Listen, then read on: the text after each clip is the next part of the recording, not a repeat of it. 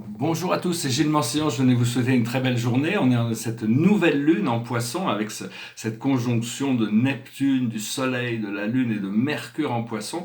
Alors qu'en Capricorne, il y a ce grand mélange qui est en train de se passer entre Pluton, Saturne, Jupiter et Mars. Donc il y a toutes ces énergies qui sont très puissantes. Et je voudrais proposer un petit exercice, vous voulez vous joindre à moi, c'est juste utiliser ce pouvoir de nos pensées, de nos intentions pour assister la planète et d'envoyer trois pensées. C'est un exercice en trois phases. La première phase, c'est d'envoyer nos pensées pour contenir ce coronavirus, pour pas qu'il se répande dans le monde. On prie, on envoie une bulle d'énergie qui le contient. La deuxième chose, c'est qu'on va envoyer notre énergie pour diminuer sa potence. Diminuer, c'est que moins de gens puissent être affectés, qu'ils soient moins graves pour les gens qui sont affectés. Et troisièmement, envoyer de la lumière violette, et une vague de lumière violette et une vague de lumière verte pour assister tous ceux qui sont affectés par ce virus, pour renforcer leur système immunitaire, pour qu'ils puissent en sortir et qu'on puisse retrouver un peu de tout ça puisse être passé derrière nous. Donc voilà, je vous remercie. Quand on unifie nos pensées, nos intentions, c'est encore plus puissant. Cela dit, notre divinité en nous connaît déjà nos intentions et travaille à l'intérieur de la loi, parce que toutes les choses on doit apprendre de toutes nos créations. On est tous connectés dans ce plan terrestre. Donc pour le meilleur ou pour le pire, on doit subir ou récolter les fruits du travail de ce qui est fait au niveau du collectif. Je parlais de l'art de focuser hier, de concentrer son esprit. Mais quand on concentre notre esprit sur quelque chose, si on peut le concentrer, on disait que si on peut se concentrer 8 minutes sur le vide et qu'on n'a pas une seule pensée pendant 8 minutes, on arrive à l'apex de la 7e dimension, devant le portail de l'infini. Parce que c'est juste la nature mais c'est très difficile. Déjà, si on peut garder quelques 5 secondes entre les pensées, de vide entre nos pensées, c'est très important. Et arriver à concentrer son esprit sur des choses qui sont voulues, désirables. Mais il faut aussi apprendre à lâcher prise. C'est-à-dire, une fois que la vision a été créée, il faut laisser l'univers s'en occuper pour nous l'apporter. C'est pas à nous d'attraper cette chose et la faire descendre de force. Donc c'est juste une question de concentrer ses pensées, créer une vision. On peut toujours retourner pour l'enrichir et puis avoir confiance, apprendre le lâcher prise, savoir que l'univers va nous l'amener quand c'est le moment. Alors, il y a Mercure qui est rétrograde actuellement, donc c'est cette situation Mercure. Il faut voir que Mercure, c'est Hermès. C'était la lune naturelle de la Terre qui, après les guerres galactiques, il y a eu toutes sortes de chamboulements. Tout ça, l'humanité en sera consciente plus tard. Une fois que le système sera c'est-à-dire qu'après l'ascension, avant de devenir une nation stellaire, toutes les planètes vont être rééquilibrées dans leur état originel. Donc tout ça, c'est important de voir, savoir, dans cette chanson qu'on chantait hier, Love is all you need, l'amour est tout ce que l'on a besoin. Ça ne veut pas dire qu'on n'a pas besoin d'autre chose, on a besoin d'un corps qui soit fonctionnel, on a besoin d'air, on a besoin d'eau, on a besoin de nourriture, on a besoin de toutes ces choses qui nous rendent la vie agréable. Mais l'idée, c'est que de mettre l'amour avant toute chose, quelle que soit la chose, si c'est par rapport à notre corps qui est fonctionnel, qu'on est en bonne santé, c'est mettre de l'amour, de la gratitude sur ce fait. La gratitude qu'on a de l'air pour respirer, qu'on est conscient de notre respiration, la gratitude pour avoir de l'eau à boire, de la nourriture à manger et toutes ces choses qui nous font du bien. Si on arrive à savoir que l'amour ou la peur sont les deux forces qui conditionnent, c'est l'antimatière de laquelle la matière dépend pour son existence. Donc c'est arriver à tisser de l'amour dans toutes les choses avant même grâce à notre intention, comme la force première que l'on reconnaît comme étant notre force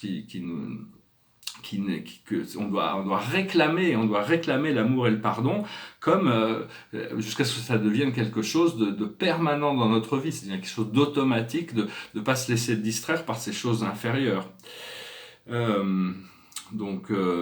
Je veux parler des vies passées. Je vais tirer quelques cartes avec la cache. En standard, c'est que tous les gens qui s'engagent dans un plan d'incarnation sur Terre, a priori, le contrat standard, c'est 1000 incarnations. Donc la plupart des gens, quand même, ont bien connu cette expérience, même s'il y a des nouveaux arrivants. On connaît déjà très très bien cette expérience. Il y en a qui en font plus, il y en a qui en font un peu moins. Mais enfin, c'est le contrat standard. Alors, j'ai tiré quelques cartes, on va voir passé, présent, futur, bien qu'il n'y a pas vraiment de passé, présent, futur, c'est juste une connexion. Alors le passé, c'était l'époux, l'épouse, C'est l'alignement de cette préparation pour cette relation, ou l'entrée dans le, c'est déjà manifesté, mais c'est une relation à un niveau supérieur que ce que l'on a pu connaître dans le passé. C'est vraiment une relation d'âme qui se prépare pour tous ceux qui n'ont pas déjà trouvé ça. Parce que une fois qu'on l'a trouvé, c'est pour le reste de la vie. On n'a plus besoin de s'en inquiéter. On doit juste que dire merci pour l'avoir recevoir cette relation.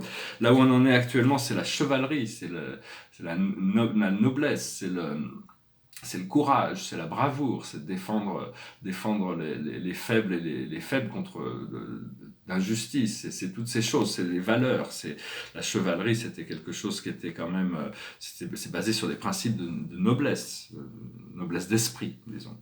Et le futur, c'est le pardon. On va arriver à cet état de pardon. On va pouvoir se pardonner à nous-mêmes, on va pouvoir pardonner aux autres, on va pouvoir se guérir, on va pouvoir guérir la terre. C'est un effort collectif. Au fur et à mesure que notre lumière grandit, on grandit avec.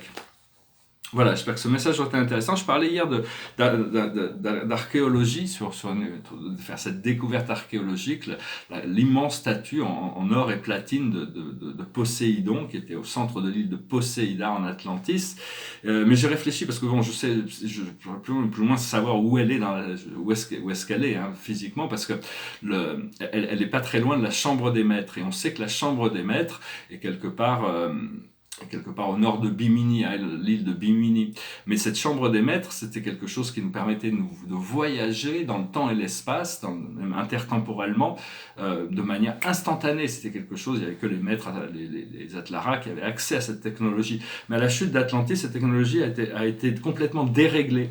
Et maintenant, c'est ce qu'on appelle le triangle des Bermudes. Si on passe suffisamment bas en avion au-dessus de ce vortex, l'avion disparaît et est envoyé dans une autre ligne temporelle. Donc c'est beaucoup de disparitions ou tombe dans l'eau parce qu'il y a un champ magnétique. Donc il va y avoir besoin de réaligner la chambre des maîtres, on va devoir faire ça avec l'assistance des galactiques, réaligner la chambre des maîtres et après on pourra voir. Mais il m'est passé par l'esprit que cette statue a peut-être fondu au moment de la chute d'Atlantis, il y a 12 500 ans.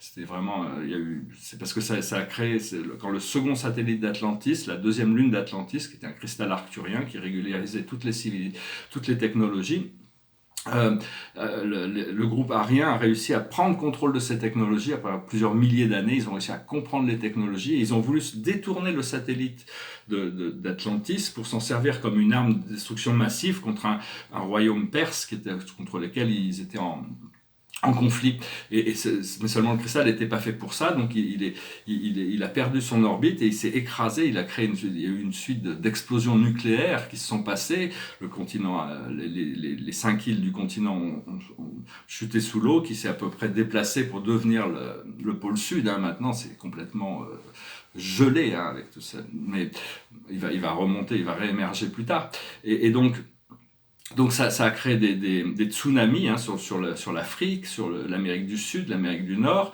et il y a eu tout cet exode qui s'est passé. Mais donc vu que faut savoir est-ce que l'explosion a affecté cette statue, ça c'est des choses qu'on va aller voir. Une autre chose qui va être intéressante aussi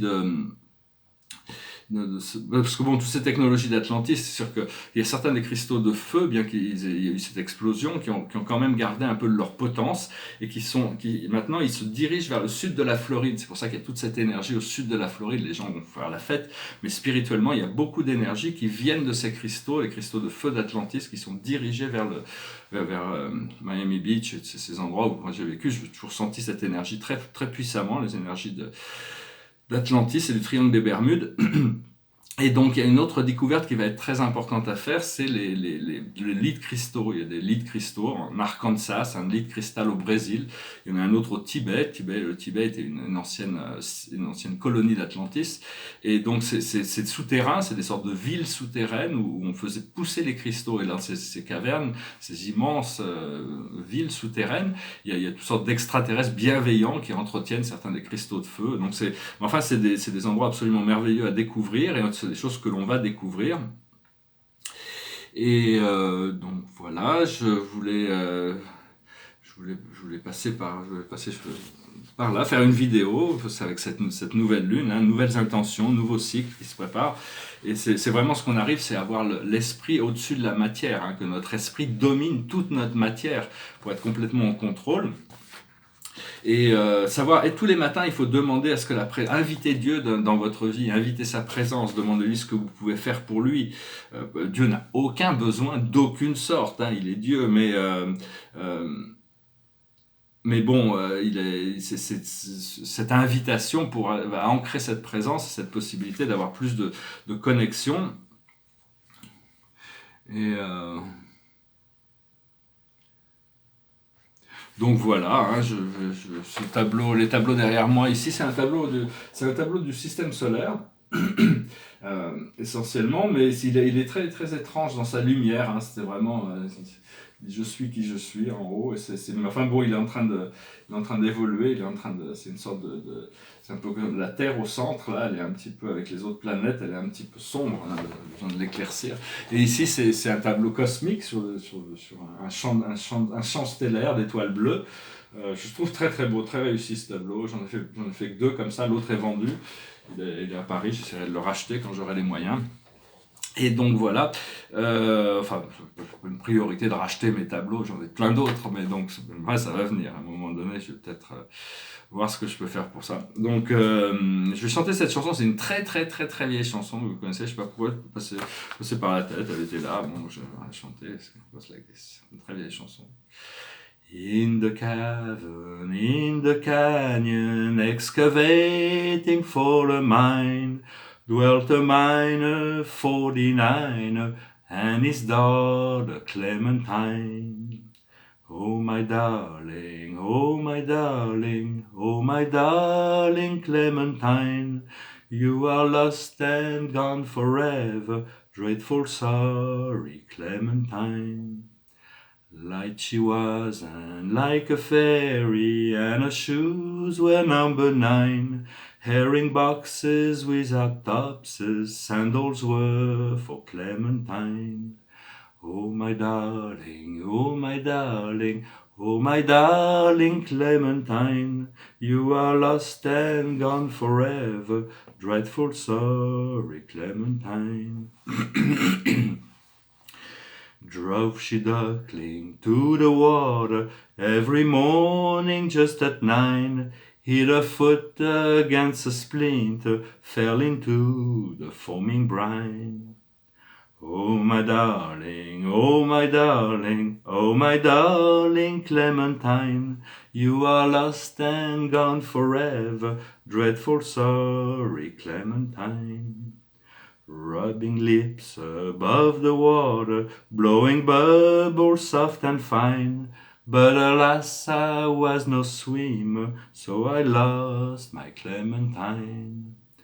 Oh my darling, oh my darling, oh my darling Clementine, you are lost and gone forever, dreadful sorry Clementine. How I missed her, how I missed her, how I missed my Clementine, but I kissed her little sister and forgot my Clementine. Oh my darling, oh my darling, oh my darling Clementine, you are lost and gone forever, dreadful sorry Clementine.